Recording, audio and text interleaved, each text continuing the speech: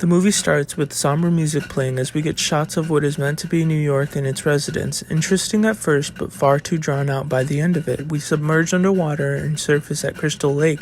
A boat with a pair of teens doing naughty things have no clue their anchor has just resurrected Jason by running into a power line. Lucky for Jason, they happen to have a mask in his size, but he still kills them. The next day, we meet Rennie joining a graduation cruise for a bunch of seniors, and we see she's not the only one joining them. After the ship departs, we meet the cast of the movie, and Jason likes to smash guitars like a rock star, apparently. Rennie sees a vision of a young Jason that scares her dog away, so she goes looking for him and finds her classmates doing coke instead. She's gonna live to the end of the movie, so she promptly turns down the offer for drugs. Later, Rennie continues to have the visions, but it looks like she likes them. We also see a student blackmail a teacher as Jason kills more people on the ship, including the captain and shipwright.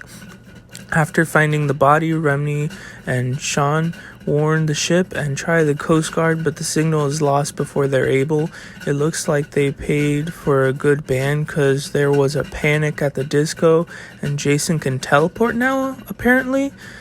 Some of the students arm themselves, but that has little effects on Jason. After an explosion that forces the remaining survivors off the ship and onto a lifeboat, they finally arrive at New York, and we see Jason isn't that far behind as well. Immediately after arriving, they are robbed at gunpoint, and Rennie is kidnapped, but Jason saves her or chases her. Anyway, Jason and Julius have a fight. Well, really, Julius just gives Jason a bunch of love taps, and in the end, Jason punches Julius's head off, getting 3 points for landing it in the dumpster. Jason assaults an officer, then gets run over after teleporting in front of the car, and after a really shitty slow-mo sequence, they crash the car and blow it up. This guy gets drowned in a barrel of toxic waste because that's a thing they have, and now only Rennie and Sean are left. They have a chase sequence through New York. Really, it's just through the subway carts and then into the sewer system. And get this, the only way they were able to stop Jason is drowning him in toxic waste. That apparently floods the sewer system every night, and for some reason it changes him back into a boy. The movie ends with the couple walking off to explore New York. My final thoughts are, although it's in Manhattan, for the name, it barely feels like they're even in the city. Half the movie is spent on a boat, and the rest is in alleyways and rooftops. The movie was far too ambitious for what it gave us.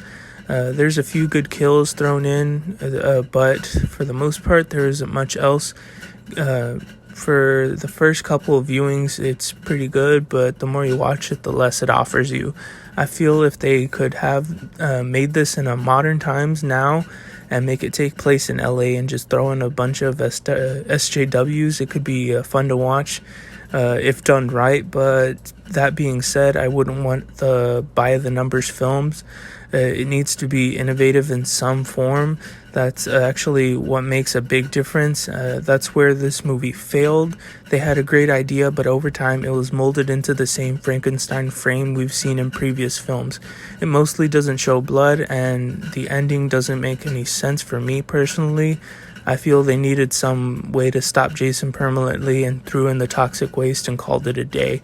Anyway, tomorrow I'll be reviewing Jason Goes to Hell. Until then, bye!